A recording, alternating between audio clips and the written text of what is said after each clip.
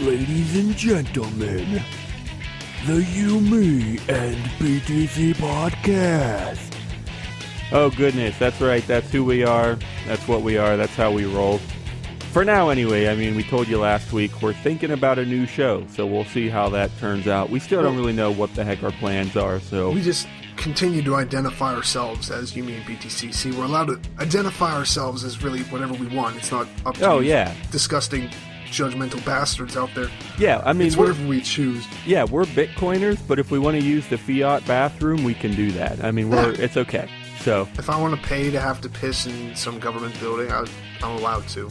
There you go. All you judgmental cunts can fuck off. All right. Starting out strong. So I just mean that the judgmental people. All the other ones, you're cool. I am Daniel Brown, and my radical co-host here is...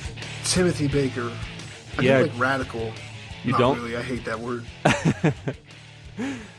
Well, I was like, it's not used enough, but then I was like, yeah, it's used a lot in like marketing towards 12-year-olds. Radical Radio. Radical's still something out there. That's our next show, Radical Radio. No, it's not. I don't know. We'll see. So yeah, today's topic is Craig Wright, yet again. Goodness gracious, this guy. I don't know. It's quite the story. Supposedly, he proved that he was Satoshi, but only to some people. I don't know. So let's see. We have an old episode. If you want to catch up on the real early happenings here, we have an old episode called Right's Wrong, PGP Key or GTFO. That was like 6 months ago, and we covered the early story there. But just a few weeks ago, he claimed that he was going to prove this. So Tim and I set up a bet on the show. That was episode 120, Big Macs and Bitcoin, if you're interested. And no one is. Oh, they're all interested, Tim. Just actually, a bitch about the beginning of the show. You know what? Which we realized was pretty bad. You're actually right, Tim. I mean, no one would be interested because they all already heard it. I mean, they've been listening to our show forever. So they listen to it like moments after it's released. So... You're right. No one's interested. Forget what I said. But anyway, yeah, so I'm going to turn it over to Tim, and we're going to get right into it. John is not with us today. He, he passed away or something. So, all right, what is it, Tim? What do you mean, what is it? What that I'm going to share? Yeah, like what's going on here? Like what the hell did Craig Wright do? Well, Craig Wright was he's some Australian dude, really. But, which is what my... That'll come up later. Anyway, that he's Australian? Yeah, I have a little bit of a problem with that. You racist animal? No, it's not racist. First it's Africa, now it's Australia. Okay, but Australia next thing you know, you're going to be beating down white Americans. Maybe. See, but the difference there is Australia was like founded by criminals, pretty much. I mean, it was just a prison. I don't know how much that's true, but we're going to go with it for this anyway. Okay, actually, now I really want to know this story. But for the sake of those darned YouTubers who can't stand our openings, we're going to get to the story, and then you can tell me about the criminals in Australia. Okay, good. Anyway, Craig Wright is, as I said before, some Australian dude. I don't know exactly what he does in Australia. He does talk about coding and writing papers and all kinds of stuff. Did you catch what he does at all? I mean, I don't know, some kind of computer scientist. Yeah, he does do coding and cryptography and stuff. So he does fit the bill a little bit, yeah. So, as is assumed with all of the Bitcoiners, he's probably an avid user of the Silk Road and buys sex slaves. Anyway.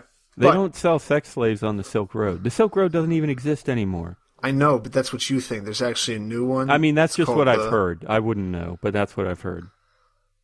Daniel just like skulks around like an empty website. Hey, guys, can I buy some crack? No one got some crack? Yeah. Anyway, that's me. No, I'd be like, do you guys have tax-free beer? Tax-free what? Oh, tax-free whiskeys. Wait, do they really have that? I know some Not that websites... you would know either, but what have you heard? Well, people still sold, in a lot of different places, even, some legal sites, people try to sell moonshine and just, people just brew it. I mean, pretty much the same way. They'll make, bourbon, rye whiskey. All right. rum. Good to know. But so much for getting to the story, right? Yeah, well, I mean, that's part of the joke here. Anyway, as I've said like 7 times already, Craig Wright has come forward to We're just the filibustering. BBC. I mean, that's all. We're good at that. We're just trying to fill up the show.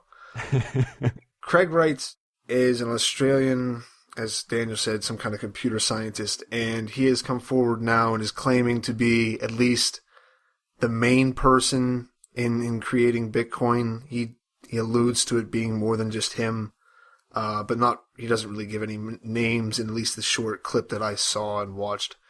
That was on BBC, which was supposedly, well, not really supposedly. This part is pretty normal, whatever.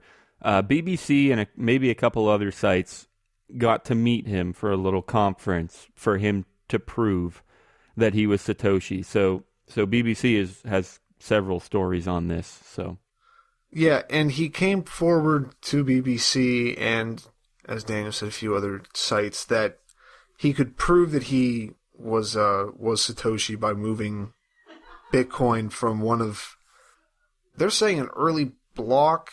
Right. Well, what does that mean? Okay. That's the quote, by the way. Right. It says Craig Wright's spokesman told the BBC that the Australian would, quote, move a coin from an early block, unquote. Okay, so as far as I know, he hasn't moved any coin yet. But the reason early blocks are relevant here is because supposedly only Satoshi would have access to the earliest coins, right? I mean, he was obviously one of the first miners, and it took at least a couple days or a couple weeks for other people to get involved.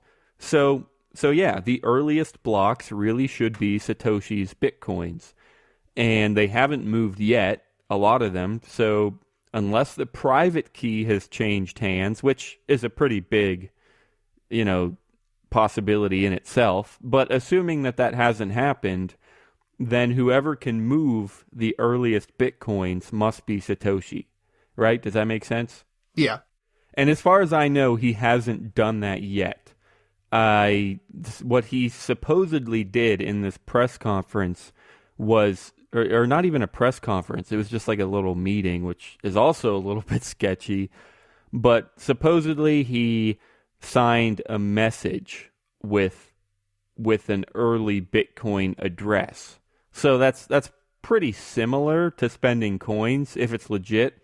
I mean, you also, just like you need the private key to spend the coins, you need the private key to sign a message with the early addresses. So, let's get into this video here because it's kind of hilarious. You watched the whole thing, right, Tim? Or most of it? Yeah, and immediately it's just like, what exactly is he doing?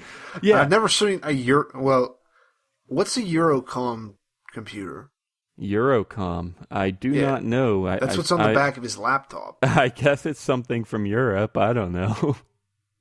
But there's so many sketchy things about this video. And sure, maybe that's one of them.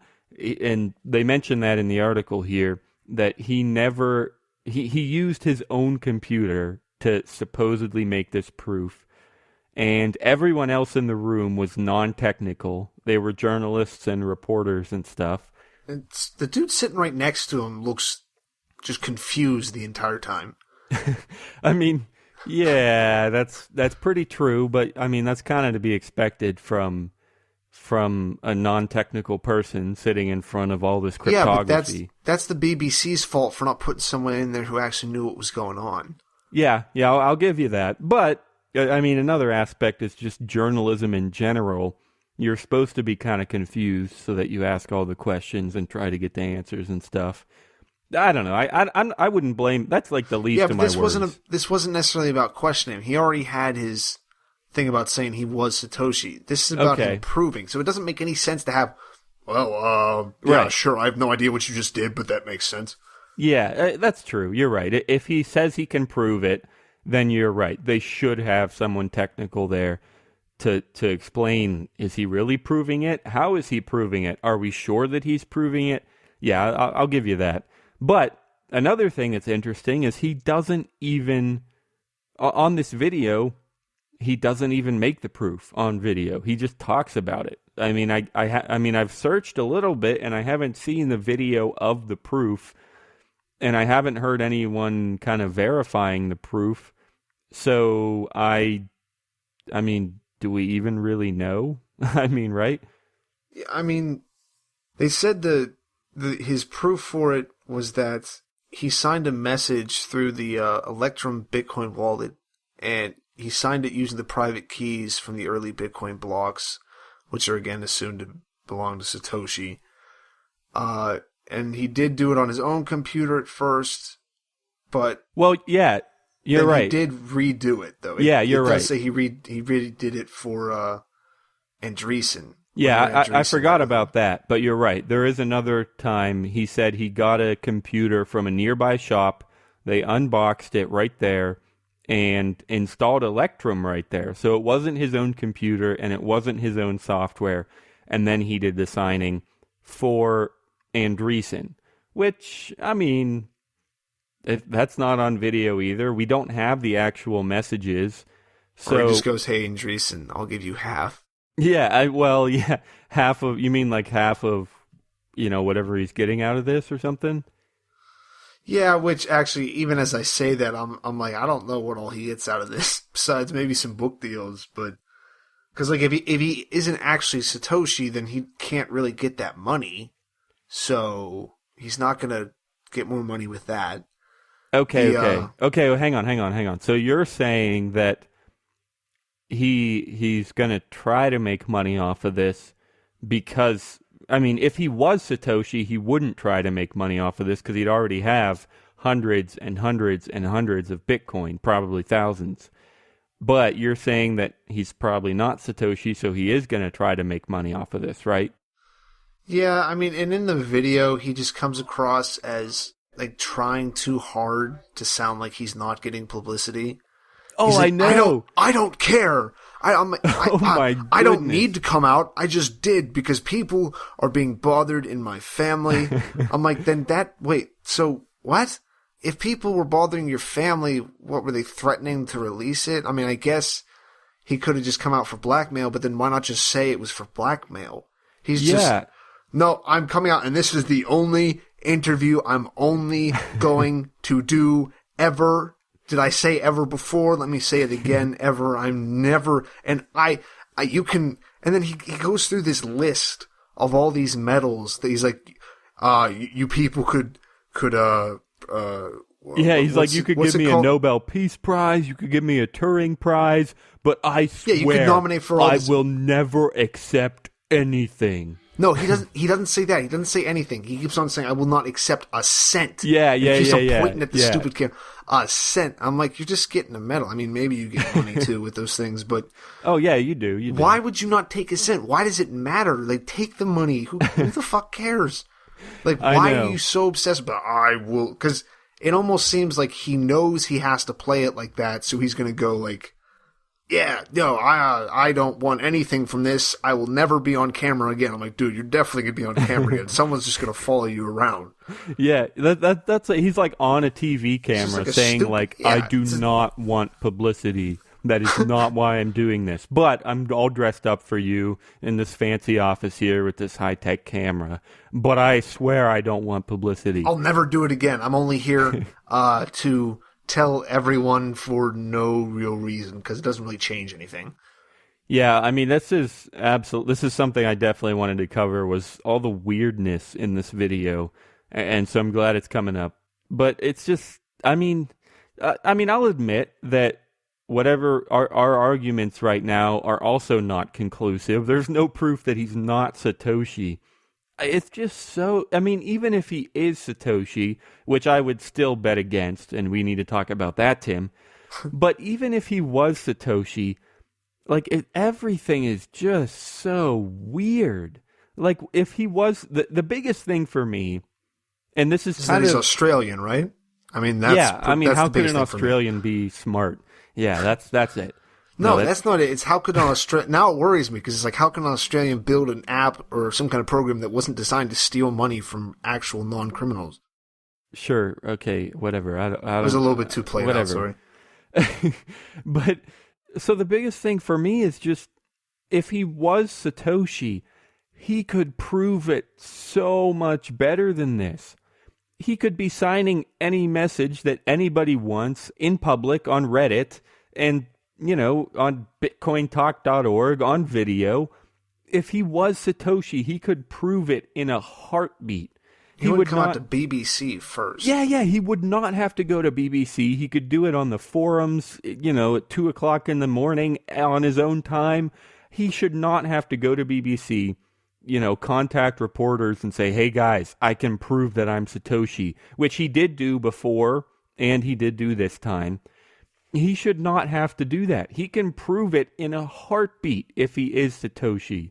And so all this elaborate stuff, what is it for? Especially if he's so certain that he doesn't want publicity, then why is he going to BBC instead of our Bitcoin?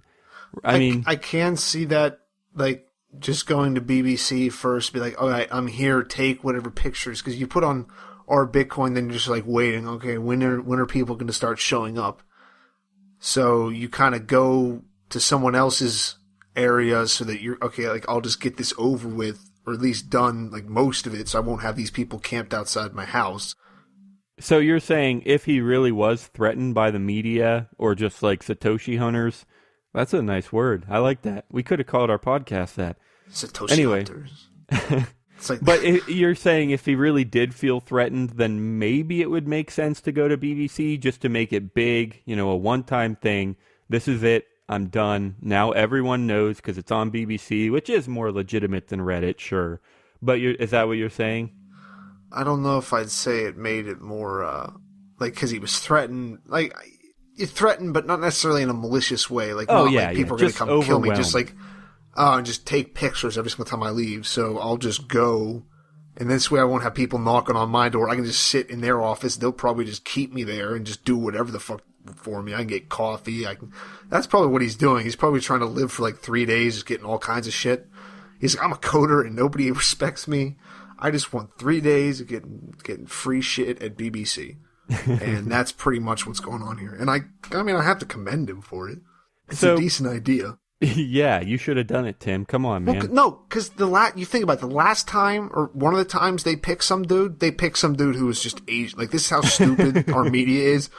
Wait, his name's just, what? There's a dude named Satoshi Nakamoto. Don't you just normally use your name for anything online, especially in anonymous cryptocurrency where most of the people use PGP? It's you fucking retard. It doesn't make... So, yeah, this dude's just they'll believe pretty much anything I say. I just kind of smacked the computer a little bit in front of this old dude, and he was like, yeah, I think that's what he did. Yeah. I don't think it's actually that, but I could definitely see it being that. I agree. You're right. They do believe a lot of things if it's sensational. The first really big Satoshi so-called discovery was Newsweek, right? It was on the cover of Newsweek. They just did it because it was sensational. And so, yeah, sure, that's what they're going for. And if they have a guy who's close enough, who can prove that he was there early, and that he has pretty much proven, or no, he doesn't even really have to prove it. It's just a fact that he has been involved in Bitcoin for a long time. Everyone's agreed on that. So sure, if the media can find someone like this and get them to have a story like this, then yeah, that's plenty sensational, and they would support, agree with, and promote whatever he said. And maybe he's leveraging that. Maybe. Again, we still don't have proof that he's not Satoshi either. But yeah, so you're right, Tim. I want to get into this next point, which kind of brings us back to some basic cryptography, which might be worth explaining. The next heading in this article is that all? Yeah, and this kind of this makes everything even just weirder. Yeah. Because this is another thing that's been talked about for a long time is his blog. Because the first time that he came out, 6 months ago, there was this whole issue of I posted about, cryptocurrency on my blog before Bitcoin even happened. And then they checked the archives, and the supposed posts about crypto were added later. after Bitcoin. I mean, they were dated before Bitcoin, but added later. Or maybe not whole posts, but just information about crypto or digital currency or something. So that was the whole thing. But now, more recently, he's posted on his blog. I'll just read actually what it says. He posted information on his blog that said he would show that he was Satoshi, again because of the digital signature linked to those early blocks. Many people jumped on this evidence and soon after revealed that there was no digital signature on it. Instead, it uses a short list of numbers any competent Googler could find. The string of numbers comes from a 2009 Bitcoin transaction carried out by Satoshi. Now, this goes back to that, like, if he was Satoshi, he could prove it in a heartbeat. So why would he go posting blogs with just signatures copied from earlier Satoshi things that have nothing to do with this actual blog, right? I mean, you'd think if he was so sure, if he was trying to prove something so dramatic, you'd think he wouldn't, accidentally copy the wrong signature or something. Or even if he did, he could provide the right one now. Like, this is a joke. Like, yeah, it's like, oh, I messed up. Let me do it again. No, it's just like, I tried this one too, and now this just makes it look weird. Right. But it's like, all right, here's some kind of proof, and then here's like this proof that I put forward as proof, and it's not proof at all. So you're like, is this guy just bad at it, or is he trying to fool people? But you'd think you'd try a little bit harder. Are you tired of Bitcoin dice and ready for something different? Try LuckyBit, the original falling coin game, at luckybee.it. It's the most exciting Bitcoin game on the web. You can bet on 5 different payout lines and win up to 999 times your bet. You can even use their faucet to get some free Bitcoin. Dice is boring. Play different at LuckyBit. Check it out at luckybee.it. I want to take a second here. I'll try to be brief, but it's always worth giving a brief cryptography lesson about what a signature even is and how that's proof of whatever. And that's also, actually, this blog post is kind of about that. He talks about that kind of stuff. What is a signature, and how do you verify it and sign it, things and whatever. So I'm going to take a minute or two just for anyone that might not know to explain, which maybe we should have done this earlier, but whatever, just to explain what we mean by a signature. A very high-level explanation. I'm not going to get into the details, but basically, with cryptography, any kind of cryptography, even a Bitcoin address is a public key for cryptography. Okay, so when you have cryptography, you have a public key and a private key. The public key you give to everyone else. That's why it's public. So everyone knows, right now, everyone knows what Satoshi's public key is. He used it for years when he was, writing emails and posting on the forums, messages, whatever. He used his public key, and regularly the same one, so that everyone would know who he is. But just having the public key doesn't prove that you're Satoshi, because it's public, right? I could have Tim's public key, his Bitcoin address, and I could say I'm Tim, but that wouldn't mean anything. Just showing you Tim's Bitcoin address, well, that's public. That doesn't prove anything. So the way that you actually make the proof is you sign a message with the private key. So only you have the private key. Only Satoshi has his private key. And they go together. They're not just made up. The public key and the private key go together. But through the magic of cryptography, you cannot get from, if we have the public key, we can never figure out what the private key is. That's like the core basis of all cryptography, is that you can share the public key and no one will ever guess the private key. That's the absolute basis of cryptography. That's what makes it work. But what's also magical and cool about it is that let's say Satoshi writes an email and he signs it with his private key. And again, that's a complicated thing. It's math, and they take the email itself and they take the private key and they do whatever magic to it. And he signs it, and that creates a signature. It's just letters and numbers, whatever. It's a signature, characters, equals, and ampersands, whatever. I don't even know. It depends on the cryptography.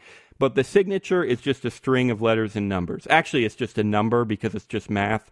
But when you're dealing with numbers this big, you have to use letters and symbols to help represent that number in an organized fashion. But, okay, anyway, I said I would be high level. So anyway, the point is, he signs it with his private key.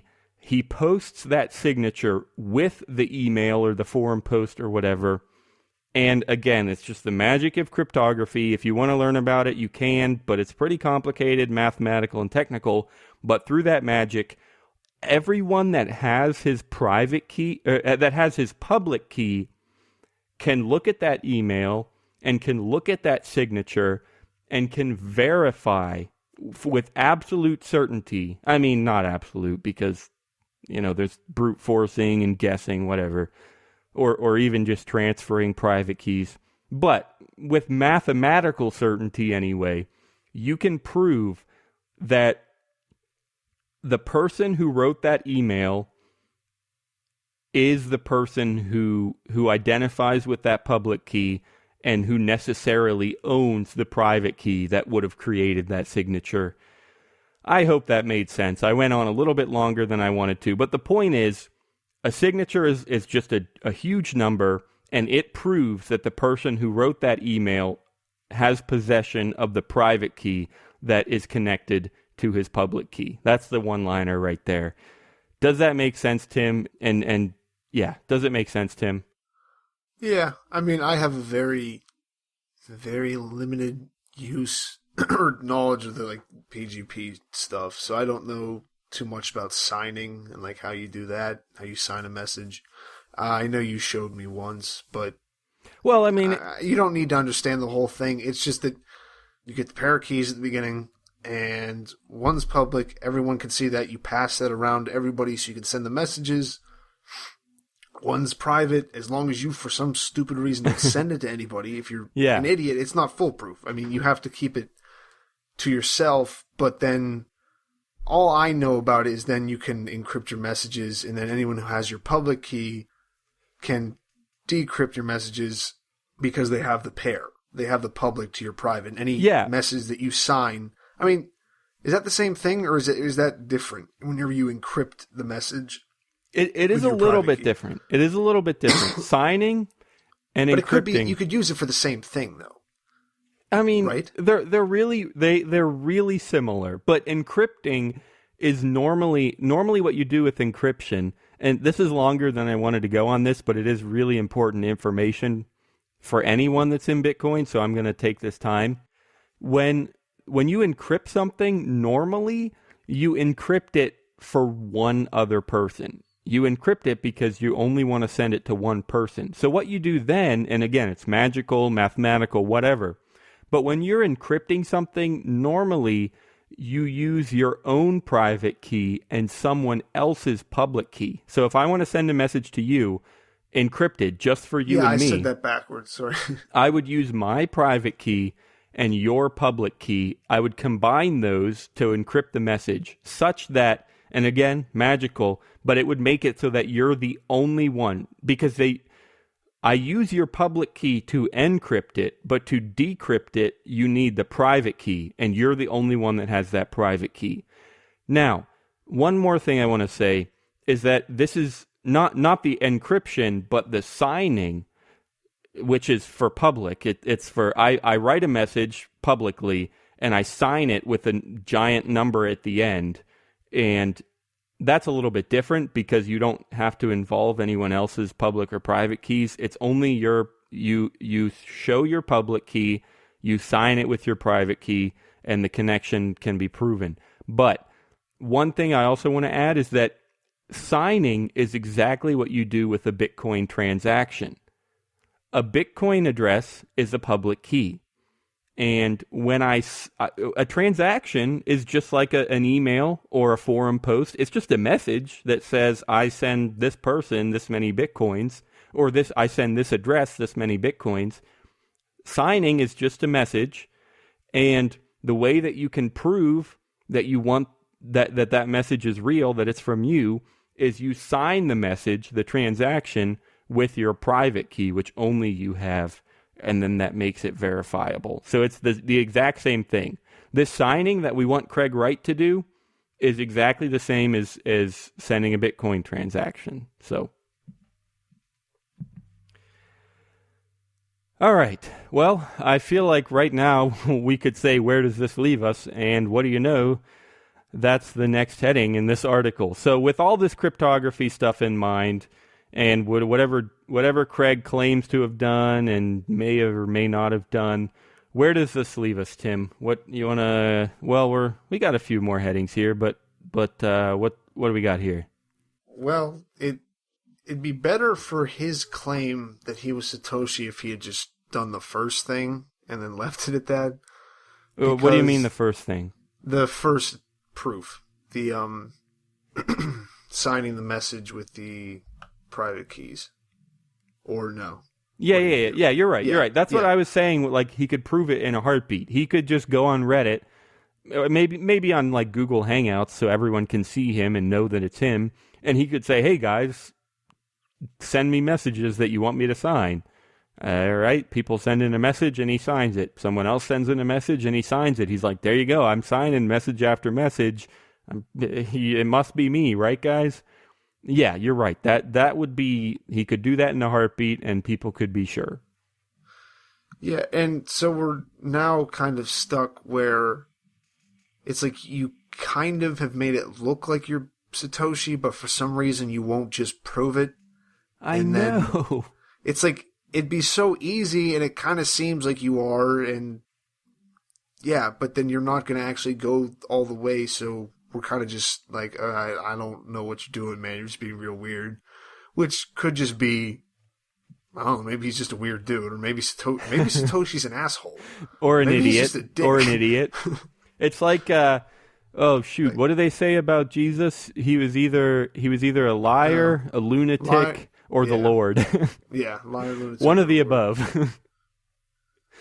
Yeah, so yeah, that's the answer. Where does this leave us? In limbo. I mean, like I said at the beginning, as doubtful as it is, we still don't have proof that he's not Satoshi, and we don't have proof that he is Satoshi. I mean, not very legitimate proof. So we're in limbo. That's about it, right? Yeah, I mean, and I don't know if this was recorded again or if I just said this before, but the man does have a Eurocom laptop, so yeah, I just take that how you will. Okay, he's off the grid or something. There's gonna be someone on YouTube. It might be like a real cool laptop. What? There's gonna be someone on YouTube that's like, dude, it's what Eurocom. The fuck? That's the best laptop ever. Eurocom is the Apple of Europe. So, all right. So how could this be resolved? We already talked about, that's the next heading here, and we already talked about it a lot. He just says with more proof.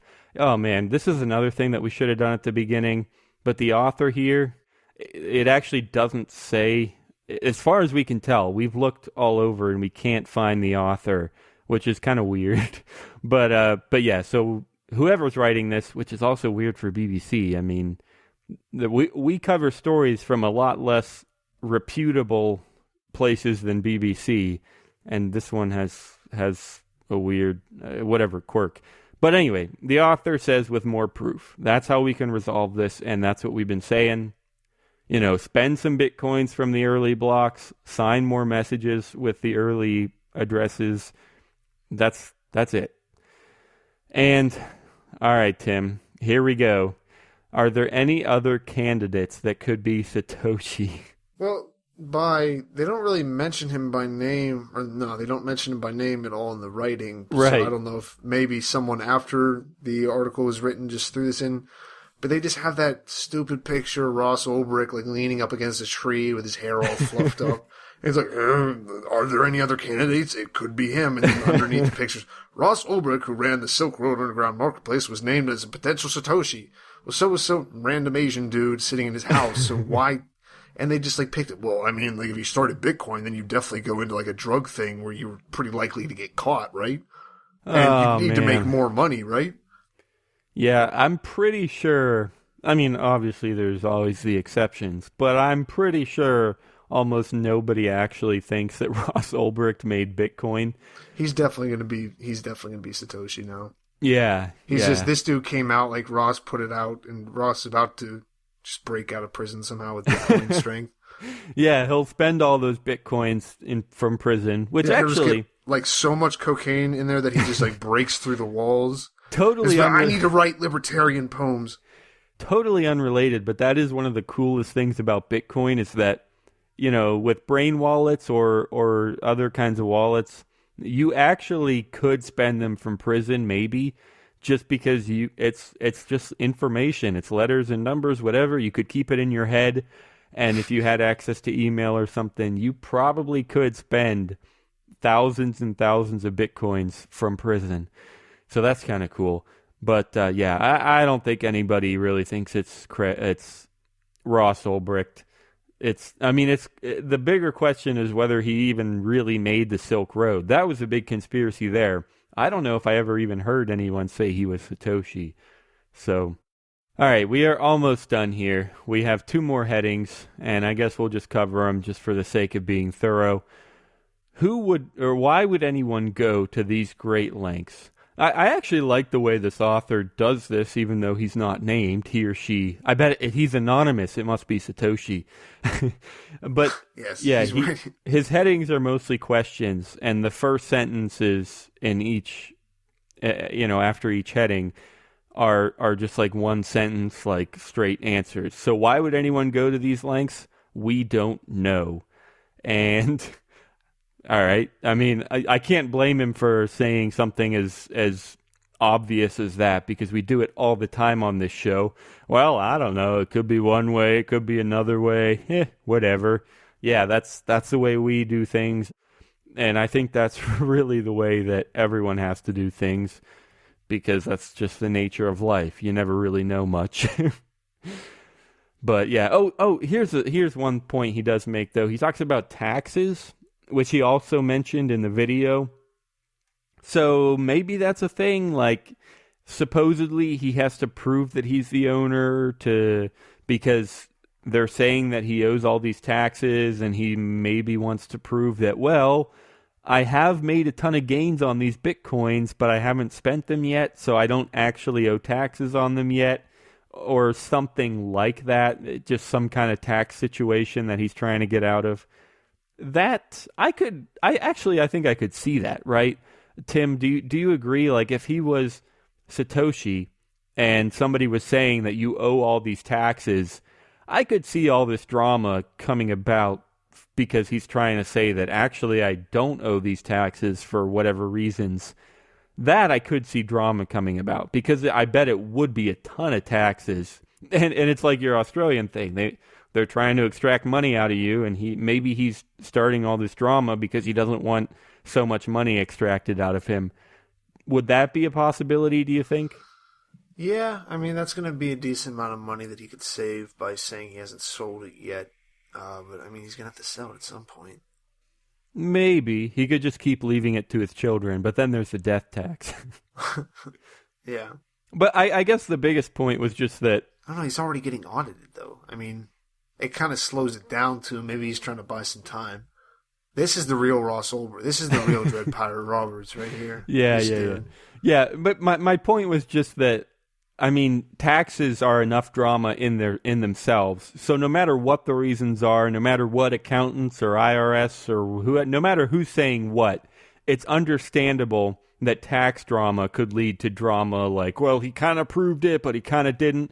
I mean, because taxes are so obscene in themselves, it's kind of understandable that it could lead to confusion and whatever crazy news stories and sensationalism and stuff like that, right?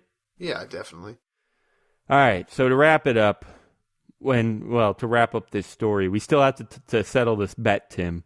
But to wrap up this story, it's over to you, Tim. I want to know, why does this matter? which we've actually talked about a lot on the show before, like with all these supposed Satoshi stories. Like we've talked about, who even cares? So let's hit it one more time, Tim. Why does the author say this matter, and why do you think it matters, or do you even think it matters? I think it'd matter I think if he is proven to be Satoshi, I think like stuff like the price will go down. Some people drop out, be like, oh, I don't want to do something that was designed by this dude. But because anytime someone is revealed for something, people always find a problem with it they didn't find before. So I think if he is shown to be like the guy who made Bitcoin, definitely in the mainstream, it's going to be about how it's definitely rigged now. We found the dude.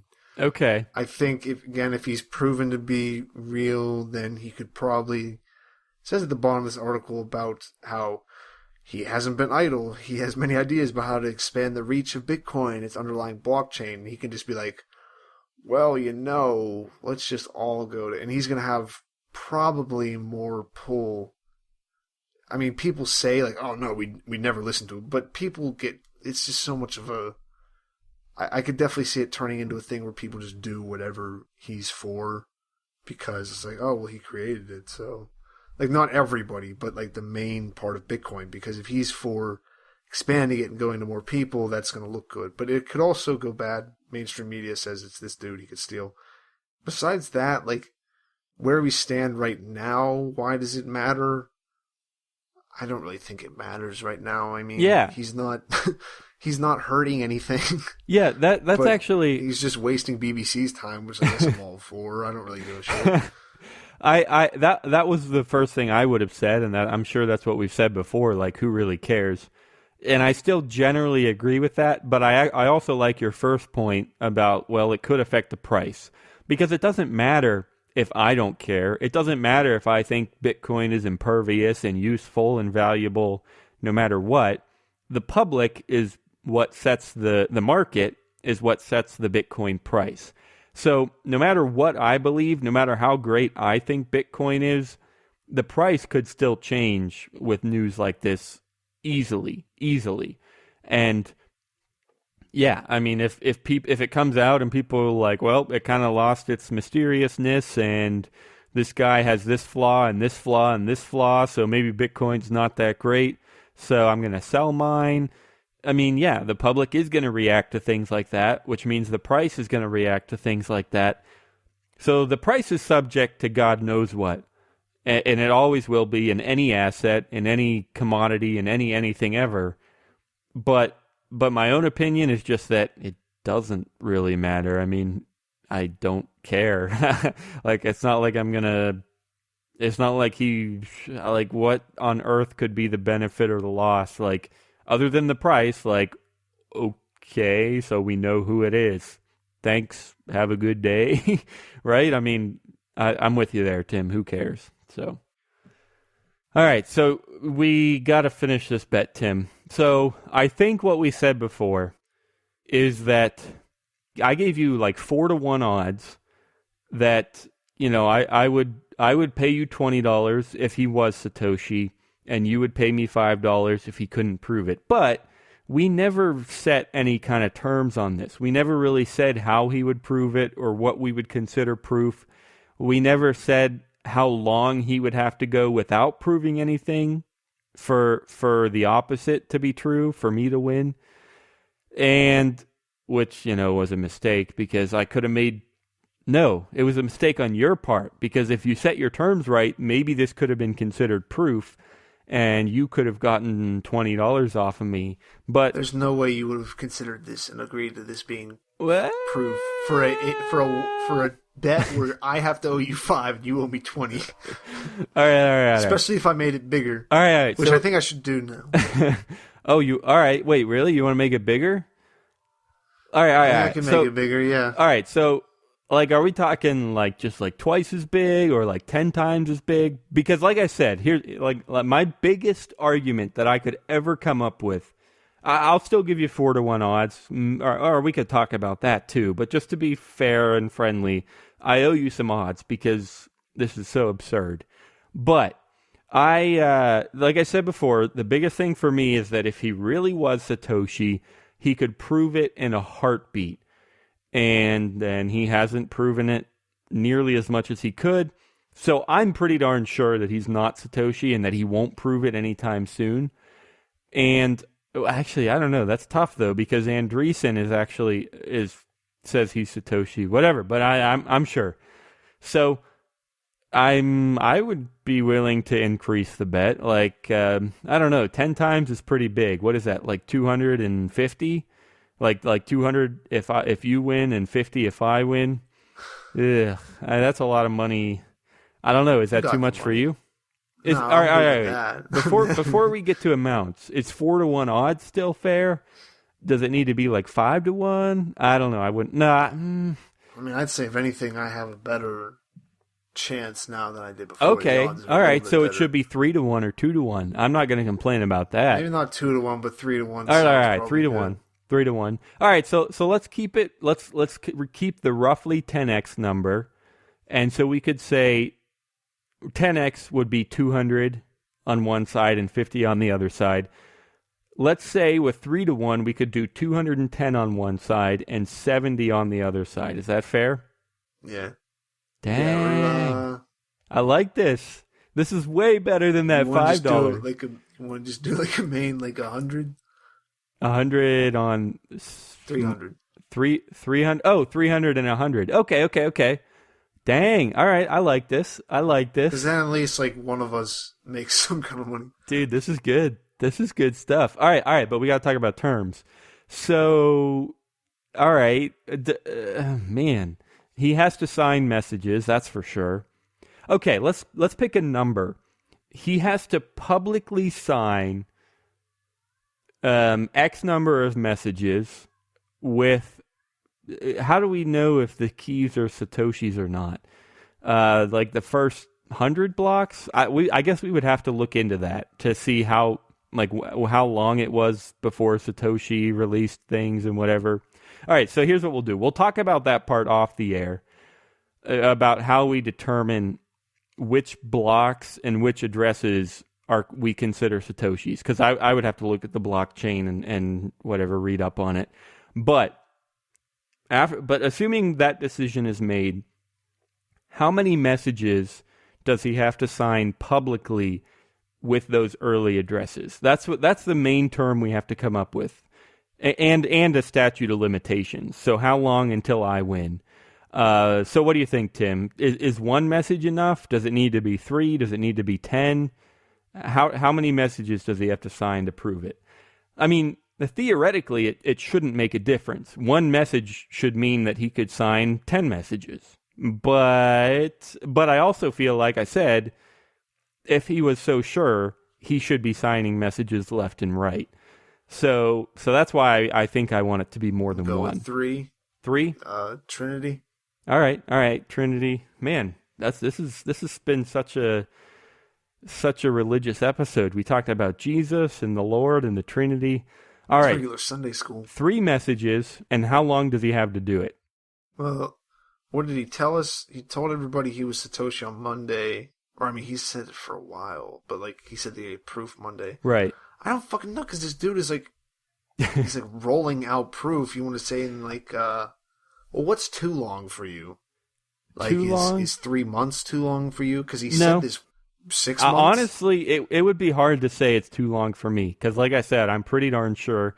But I think 6 months is pretty fair, because that's how long this has already been going on. That's how long it was between the first, possibility and this signed message, supposedly. It's been about 6 months for this whole story to unroll. And yeah, I think I'd be okay with another 6 months. I like that. It's on the record now. Everyone has heard it. Those are our terms. $300, $100. Man, we are high rollers tonight. But guys, you got to donate at patreon.com/you, me, and BTC so that I can afford this bet. But still, anyway, we'll talk about off the air which blocks are considered early and which blocks are considered Satoshi. But we'll figure that out. All right. So I think that's settled. Virtual handshake, Tim. Yeah, I don't know how to really. Yeah, whatever. Sure, that just happened. All right, so then the next question, Tim, what is your advice of the day? We're about ready to wrap up, but we just threw down some wisdom, and we got to share, we got to kind of combine it into one little sentence or two and share it with the world.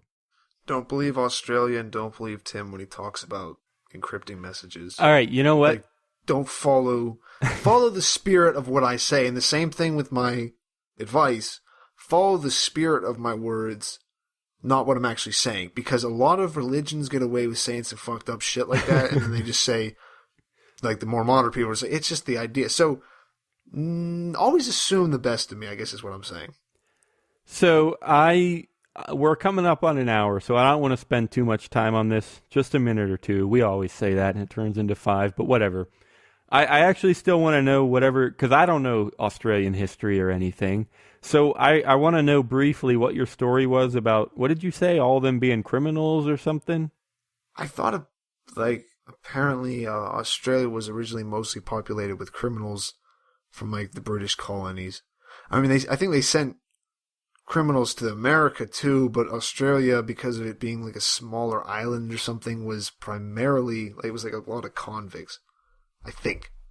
Because I've just always heard that, not that it comes up that much, but talk about, like, Australia basically was, like, everyone there is almost, who hasn't traveled there recently, is descended from a criminal that got sent there. I mean, it doesn't, I'm looking it up right now just to figure this out. Yeah, it was a penal colony. So okay, interesting.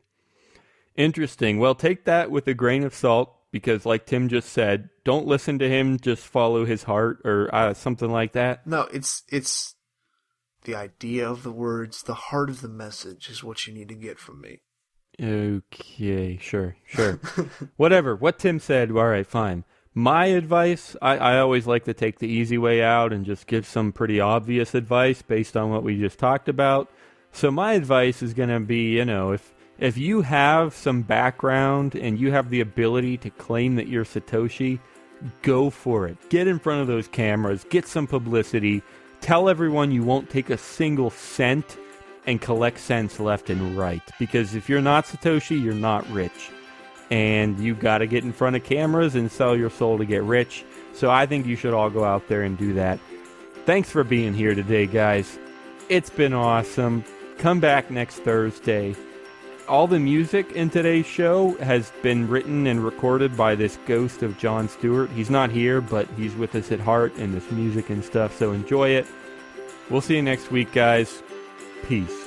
Bye-bye.